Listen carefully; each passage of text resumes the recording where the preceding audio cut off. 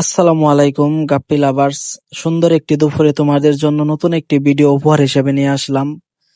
তো তোমাদের মধ্যে অনেকেরই রিকোয়েস্ট ছিল যে ভাইয়া এই ছাদের মধ্যে এই প্রচন্ড গরমে কিভাবে গাপ্পি মাছ করা যায়, এতে কি আমাদের গাপ্পি মাছগুলা মারা যাবে নাকি বাচ্চা হওয়ার সাথে সাথে বাচ্চাগুলো নষ্ট হয়ে যাবে।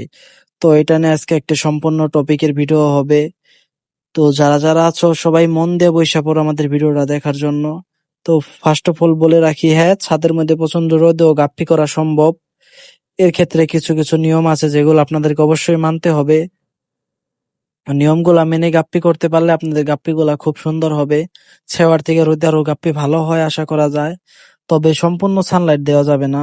এর ক্ষেত্রে কিছু নিয়মাবলী আছে। দেখুন আমাদের মাছগুলা কি সুন্দর অ্যাক্টিভ, প্রচন্ড রোদ কিন্তু উপরে, তারপরেও মাছগুলা খুবই অ্যাক্টিভ।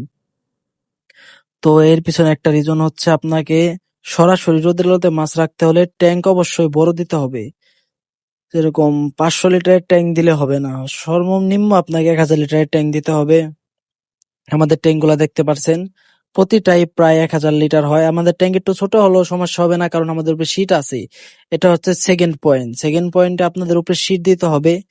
এর জন্য বাজারের এক ধরনের নেট পাওয়া যায় যেগুলা রোদ আর কি প্রোটেকশন করে, আপনার রোদের তাপটাকে কমিয়ে দেয়।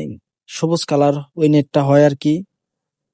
তো ওটা ইউজ করলে আশা করি আপনাদের মাছগুলোর কোনো সমস্যা হবে না এবং রোদের তাপ 90% লাগবে না।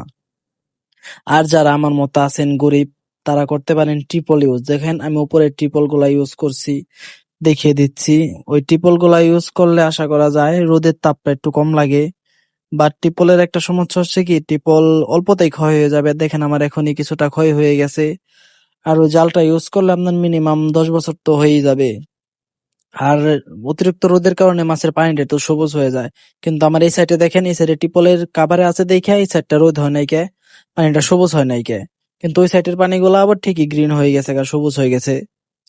তো এই ক্ষেত্রে আপনাকে অবশ্যই রোদটাকে আটকানোর একটা ব্যবস্থা করতে হবে এবং যাতে একটু পর্যাপ্ত দিনের ধরেন 4 ঘন্টা রোদ পেলো আর বাকি সময়টা ছায়ায় থাকলো, এতে মাছটা খুবই সুন্দর হবে।